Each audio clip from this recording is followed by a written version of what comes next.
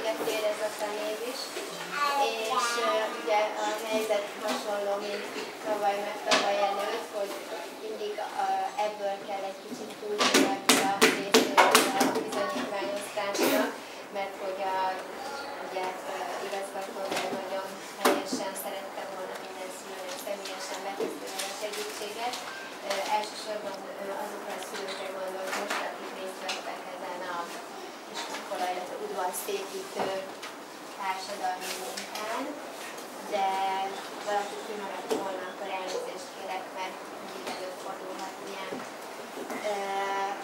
Mi osztályunkban is megkapták voltak, gondolom, ezt az oklevelet igazgatónőtől, de akkor én hadd adjak olyan oklevelet, amit itt az osztályban szerettem volna átadni szülőnek, akkor én kezdem a szülőkkel. Én Szabinának szeretném azt megköszönni, hogy átvette a DSZMK-s feladatot, úgyhogy babát vár, és nem egyszerű időszak ez.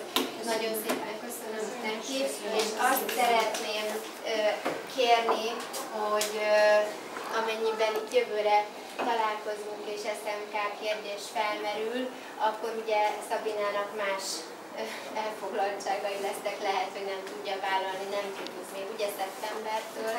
Ha valaki még majd vállalkozik. Valaki mindenképpen kellene mellé, ugye erről már a múltkori rendkívüli szülőértekezleten is beszéltünk, hogy valaki mindenféleképpen kellene mellé, ha pedig ő nem tudja összeegyeztetni a teendőivel, akkor pedig nem csak mellé, hanem helyette is kellene, tehát mindenféleképpen 2 embernek kellene erre jelentkezni.